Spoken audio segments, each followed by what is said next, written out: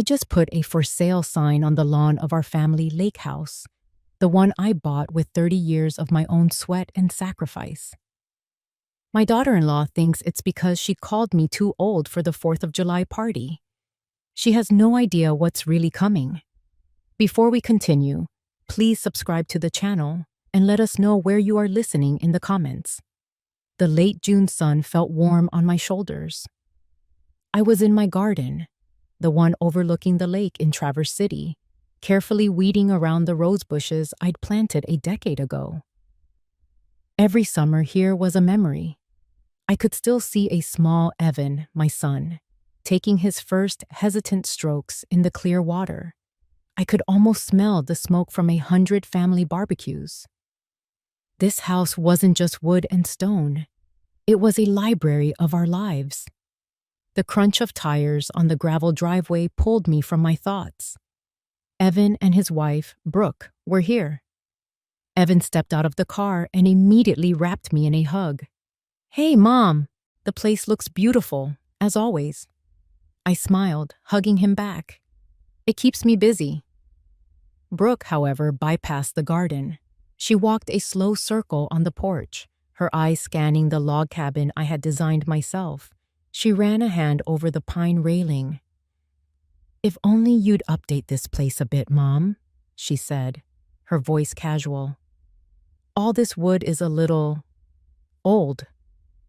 I saw Evan's jaw tighten for just a second. It was a fleeting expression, gone as quickly as it appeared, but I saw it. He was annoyed. I just offered a tight smile. "It's meant to be rustic, dear. It's a lake house." "I know, but a modern touch wouldn't hurt," she continued, oblivious. "Imagine floor-to-ceiling glass windows here, and a new kitchen with stainless steel everything." She saw a property, a thing to be upgraded, like a phone. I saw the place where I had rocked my crying son to sleep, the place where I had celebrated my husband's 50th birthday just before I lost him. A quiet sadness settled in my chest, a small, dark cloud on a perfect summer day. Brooke didn't understand. She didn't see the soul of this place. She only saw the surface. And that was a problem. A few days later, we were all sitting in the cozy living room. The fireplace was cold, but the afternoon sun streamed through the windows, illuminating dust motes dancing in the air. Brooke was electric with excitement. She had her tablet out, swiping through photos and lists. "Okay, so for the 4th of July party," she began, not even looking up at me. "I've invited about 50 of our friends. I've hired a DJ from the city. He's amazing. We'll have a proper bar set up on the deck. It's going to be epic." Evan shifted uncomfortably on the couch beside her. 50 people, Brooke. That's a lot. Mom's oriental rug."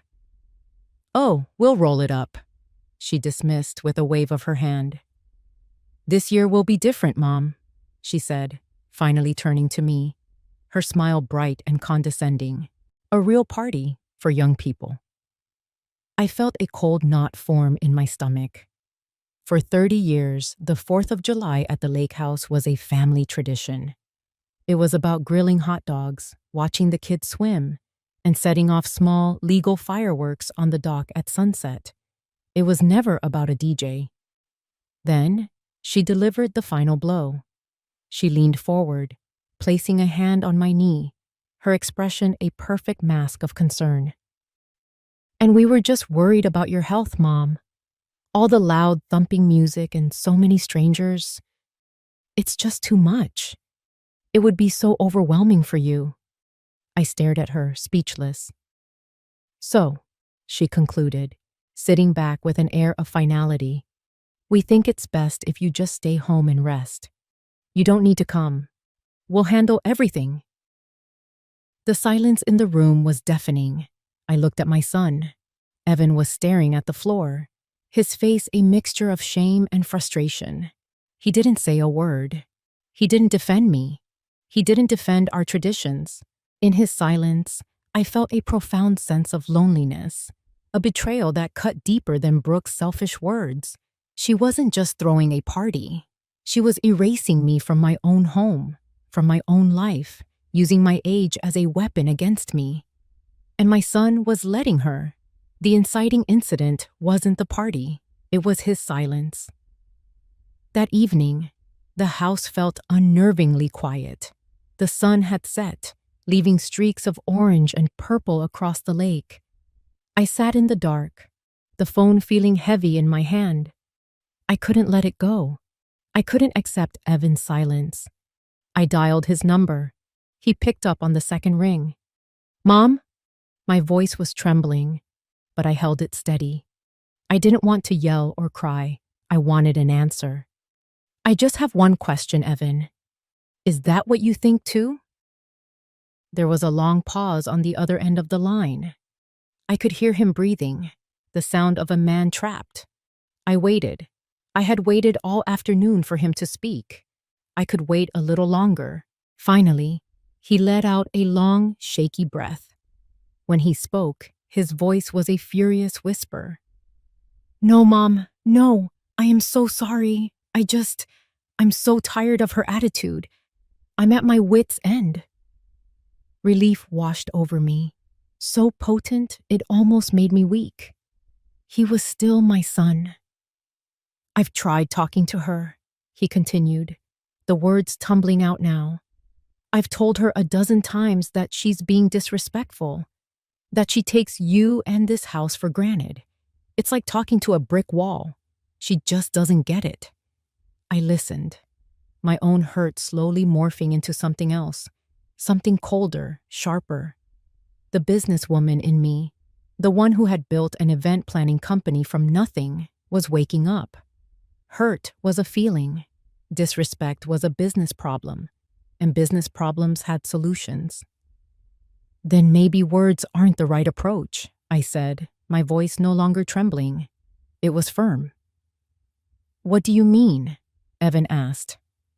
An idea, audacious and intricate, began to form in my mind. It was a high-stakes play, but Brooke had left me no choice. "She doesn't value what she has, Evan, because she's never been at risk of losing it.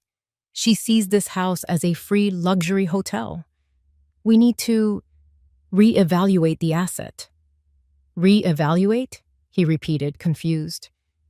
"We need to teach her a lesson," I clarified, the plan crystallizing with every word. "A business lesson. We need to show her the true value of the things she's taking for granted. But to do that, I need your help. Are you in?" There was another pause, but this one was shorter. It was filled with consideration, not conflict. "Yes," he said, his voice low and determined. "I'm in. What do we do?" The alliance was formed. The game was on. The days leading up to the party were a masterclass in deception. My first move was to call Brooke. I made my voice sound frail, resigned. "Brooke, dear," I said, a sigh carefully placed for effect. "I've been thinking about what you said. You're right. A big, loud party is too much for me these days. I'll just stay home. I hope you all have a wonderful time." I could almost hear the sigh of relief on her end. "Oh, Mom, that's so understanding of you. We'll miss you, of course." "Of course," I replied, the words tasting like ash. "Have fun." I hung up before she could say another word. The board was set. Now it was time to move the pieces. My next call was to my lawyer, a man I trusted for 20 years. "Arthur," I said, my voice crisp and professional, "I need a special service contract drawn up. It's for a short-term performance piece. I need it to look absolutely official." I gave him the details.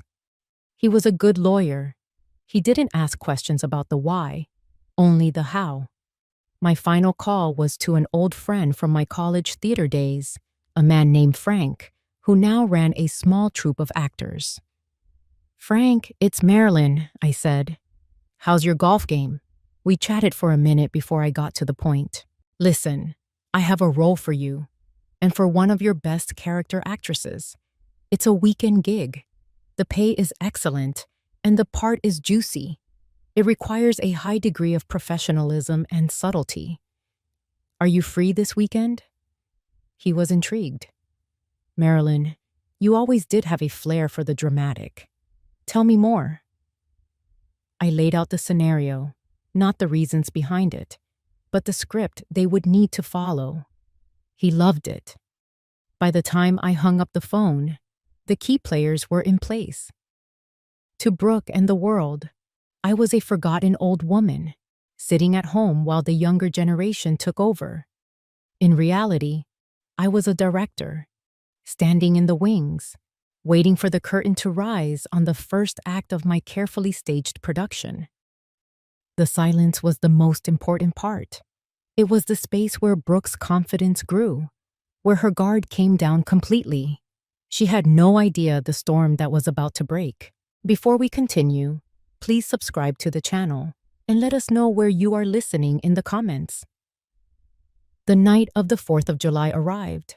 I sat in my quiet home, calm, miles away from the lake, imagining the scene.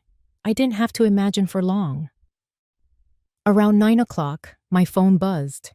It was a picture from Evan. It showed a group of strangers in swimsuits, dripping lake water all over the hardwood floors I had so carefully polished. Another picture followed. A half-empty bottle of tequila and sticky-looking glasses left on my antique mahogany coffee table. Then another. Someone's muddy sneakers propped up on the clean white cushions of the porch swing. The DJ's music was so loud I felt I could almost hear the bass thumping through the phone. Brooke was, of course, the center of it all. Evan sent a short video clip. She was laughing, a drink in her hand, posing for selfies while people danced wildly around her. She was the queen of her new kingdom, completely oblivious to the destruction she was presiding over. She didn't see the cigarette butt someone had stubbed out in one of my potted geraniums. She didn't see the red wine stain already blooming on the light-colored rug Evan had failed to roll up. Evan, my loyal son, my secret partner, was playing his part perfectly. He was the quiet, slightly disapproving husband, but no one noticed. He drifted through the chaos, his phone held discreetly at his side. He wasn't just a guest. He was my eyes and ears. He was gathering intelligence, documenting every instance of disrespect. The final message from him came just after midnight. It was a picture of the lawn, littered with plastic cups and paper plates. In the background, the American flag we always hung from the porch was drooping, forgotten. Below the picture, a simple text message. The evidence is sufficient. The plan remains in effect. I looked at the photo of my trashed, beloved lawn. There was no anger left in me. There was only a cold, hard resolve. Brooke had treated my home like a disposable party venue. Soon, she would learn that every action has a consequence. The party was just the justification I needed. Now, the real performance could begin. The sun rose on the 5th of July over a scene of devastation. Evan described it to me later. The house looked like a battlefield. The air was stale with the smell of spilled beer and smoke. The beautiful lawn was a sea of red plastic cups and discarded napkins. Brooke woke up late, shielding her eyes from the morning light. She came downstairs holding her head. "Ugh, my head is killing me," she groaned, surveying the disaster zone that was once my pristine living room. She nudged a discarded pizza box with her foot and sighed. "That was fun, but cleanup is going to be a beast." Evan was already bagging up trash, his movements methodical and grim. "It's more than a beast, Brooke. They broke one of the porch chairs." She winced. "Oops, well, we can buy a new one." She walked to the kitchen, stepping over a sticky patch on the floor, and poured herself a glass of water. She took a long drink, then looked around again. A small, unrepentant smile played on her lips. "Oh well," she said with a shrug. It was worth it. Totally worth it. Did you see the pictures everyone posted? Our party is going to be legendary. That was the moment. That was the final confirmation that she felt nothing, no remorse, no respect, only the selfish satisfaction of having thrown a legendary party. The cost, the broken chair, the stained rug, the trampled garden, the complete disregard for a place I had spent a lifetime building, was irrelevant to her. It was just collateral damage in her quest for social media glory. She saw the house as a stage for her life, and she was perfectly happy to wreck the set as long as she got her applause. She still had no idea what her actions had truly cost her. She was living in a fool's paradise, enjoying the calm before the storm she couldn't see coming. But the barometer was dropping, and the sky was about to open up. Her casual, dismissive phrase, "It was worth it," would soon come back to haunt her. Around 11 o'clock that morning, just as Brooke was starting to half-heartedly pile some cups into a trash bag, a sleek, dark sedan pulled into the driveway. A man in a perfectly tailored gray suit stepped out. He was holding a briefcase and had an air of crisp, no-nonsense professionalism. This was Frank, my actor friend, playing the role of Mr. Abernathy, a high-end real estate agent. He walked confidently up to the front door, where Brooke was standing, looking confused. "Good morning," he said, his voice smooth and polite. "I'm Robert Abernathy. I have an 11 o'clock appointment with the owner, Miss Marilyn Stevens." Brooke stared at him, her hungover brain struggling to process the information. "My mother-in-law? She's not here."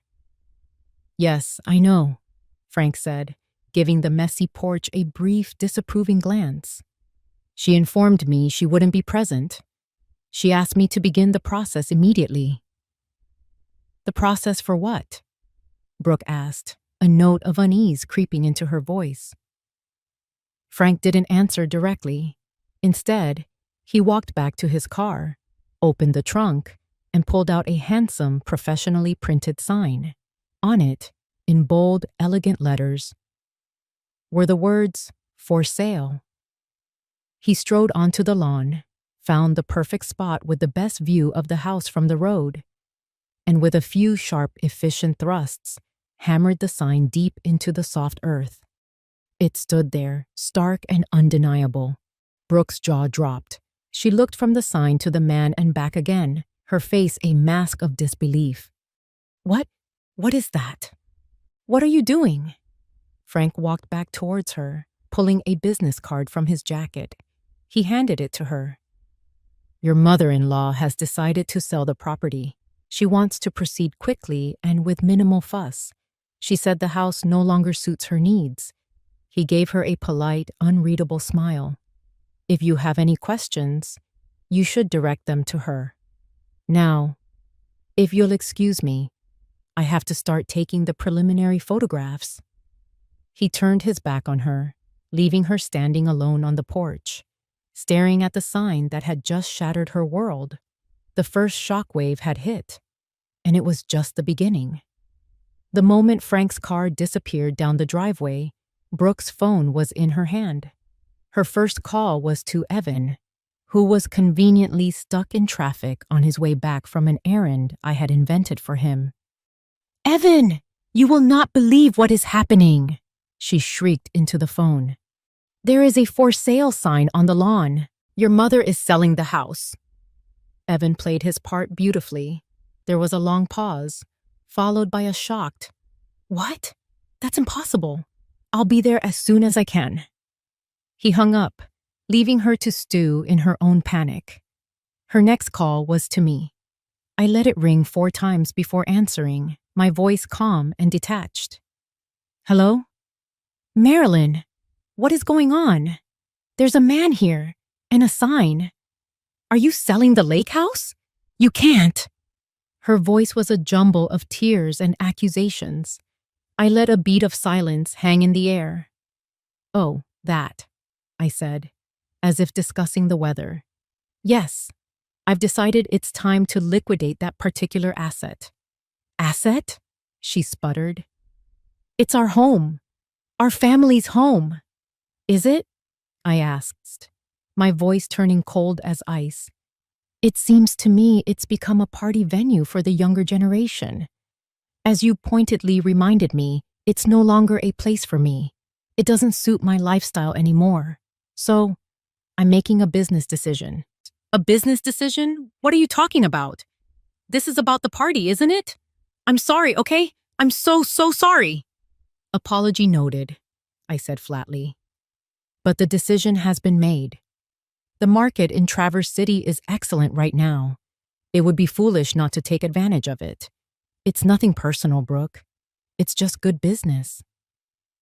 Every time she tried to appeal to emotion, I countered with the cold, hard language of finance. I used her own logic against her. She had treated my home like a commodity, a thing to be used for her own pleasure. So now, I was treating it like a commodity, a thing to be sold for my own profit. She was sobbing uncontrollably now, a string of apologies and pleas and promises that she would clean everything up, that it would never happen again. I have to go, Brooke, I said, cutting her off. My agent is calling on the other line. I hung up the phone. There was no satisfaction in her tears. There was only the grim necessity of the lesson. She had to understand. She had to feel the consequences. And we were only on step 2. The next afternoon, the charade escalated. Frank, the agent, called Brooke to inform her that he had a very motivated buyer who wanted to see the property immediately. An hour later, his sedan pulled up again. This time, a woman got out of the passenger seat. She was the second actor I'd hired, a brilliant character actress named Carol. She was dressed in designer clothes, dripping with jewelry, and talking loudly into her phone. "Yes, darling, the view is divine," she said, loud enough for Brooke, who was watching nervously from the window, to hear every word. "But the structure itself is a teardown, a complete teardown." She snapped her phone shut and turned to Frank with a dismissive air. "All right, Robert, let's see this rustic relic." They walked through the house, which Brooke and Evan had frantically tried to clean. Carol didn't seem to notice. She ran a manicured finger over the stone fireplace. "Ghastly. This will all have to go." She strode through the rooms, Brooke trailing behind her like a ghost, her face pale with horror. Carol's commentary was brutal. "The kitchen is a joke. I'll need a commercial-grade setup for my caterers," she announced in the kitchen. "These bedrooms are tiny. We'll knock down these walls to create one master suite with a spa bathroom," she declared upstairs. The final devastating blow came when they stood on the back deck, looking out at the serene lake. "This is the real asset," Carol said, spreading her arms wide. "The land, the view." She turned to Frank. "The log cabin has to go, of course. I'll demolish it. I'm envisioning a modern glass mansion right here. Floor-to-ceiling windows, an infinity pool that seems to merge with the lake, and a helipad on the far side of the lawn. This won't be a quiet little family cottage. This will be the #1 party spot in all of Michigan." Every word was a poisoned dart, aimed directly at Brooke's heart. Carol was painting a picture of Brooke's own shallow desires, amplified to a monstrous degree. The modern updates she had wanted, the real party she had craved, here they were, in their most destructive form. She was being forced to watch her own careless wishes become a nightmare that would bulldoze every happy memory she'd ever had in this place. She looked like she was going to be sick. After Frank and the monstrous buyer left, a heavy silence fell over the house. Evan told me Brooke just sat on the couch, staring into space. The fight had gone out of her. The panic had been replaced by a deep, hollowing despair. She wasn't just afraid of losing a house anymore. She was being forced to confront what the house actually meant. She started to talk, her voice quiet and broken. "Remember when you proposed to me, Evan? Right down there, on the dock." Evan just nodded, letting her speak. "And remember our first summer here? Your mom taught me how to make her famous cherry pie in that kitchen. The one that woman said was a joke." She was finally seeing it. Not the wood and stone, but the memories infused into them. The laughter, the love, the history, the things she had taken for granted, the things that were about to be demolished for a helipad and an infinity pool. She finally broke. It wasn't the hysterical crying from before. It was a deep, ragged sobbing that came from the very core of her. She was mourning. After a long time, she picked up her phone. She called me. Her voice was thick with tears, but it was different this time. There was no demanding, no pleading. There was only raw, genuine remorse. "Marilyn," she started, her voice cracking. "Mom, I was so wrong. I was so wrong. I've been horrible and selfish and I was jealous." That one word hung in the air. Jealous. It was the first truly honest thing she had said. "I was jealous of what you built," she confessed, the words spilling out. "This house, your business, the way Evan looks at you. I felt like I could never measure up. So I tried to make it my own, to push you out.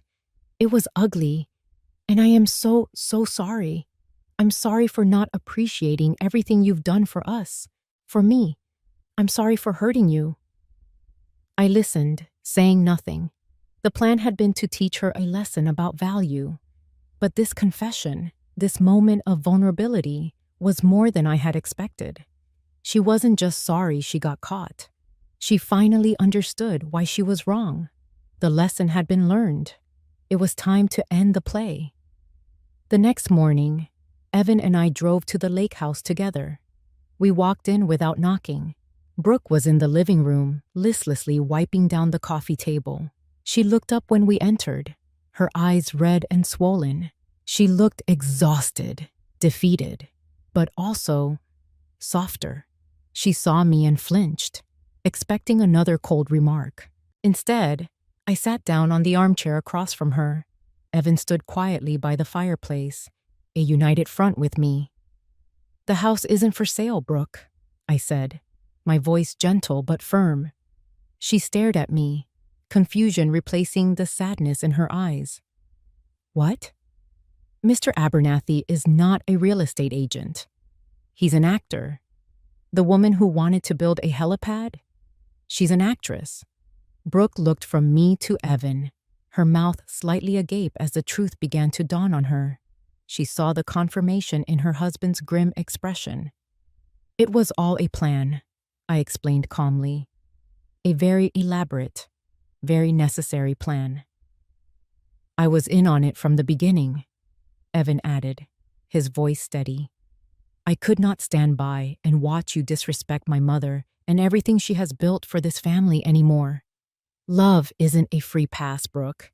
It doesn't give you the right to be cruel or entitled."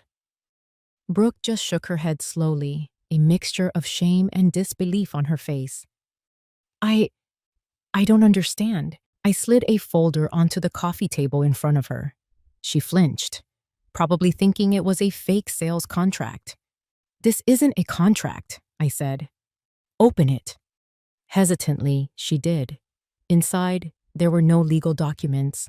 There were spreadsheets, property tax statements going back 20 years, invoices for roof repairs, for a new water heater, for landscaping services, a detailed breakdown of the annual costs of maintaining the property. "That," I said, pointing to the final number at the bottom of the page, "is the price of the memories. It isn't free, Brooke. It was earned. Through decades of hard work, through sacrifice, through budgeting and planning. It's the price of family. I needed you to understand that. I needed you to see this place not as your playground, but as a legacy. My legacy." She looked down at the papers. at the cold, hard numbers that represented the love and labor she had never seen.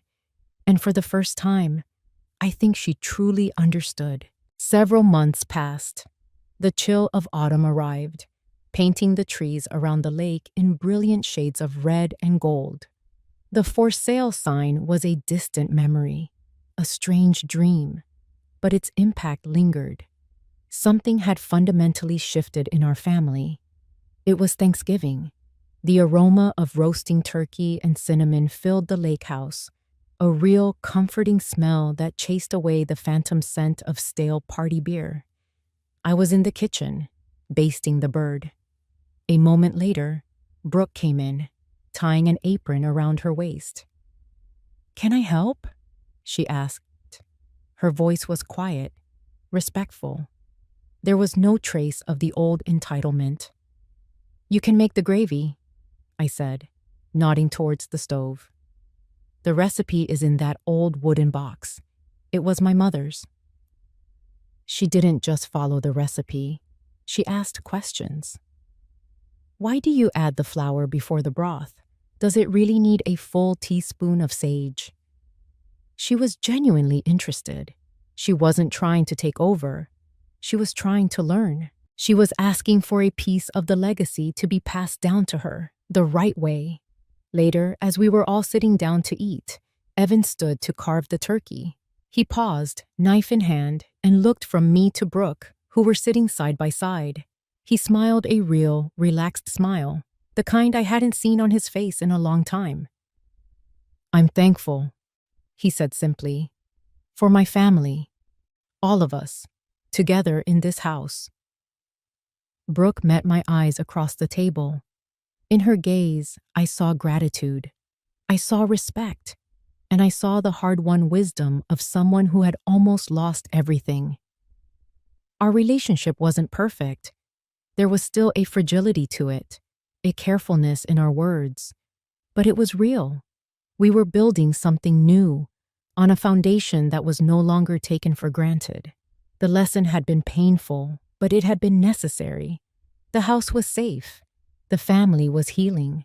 And for that, I was truly thankful. If you enjoyed this story, please like the video, subscribe to the channel, and comment 1 below. If not, feel free to comment 0 so we know and can improve future videos. To hear the next story, click the box on the left. Thank you for watching.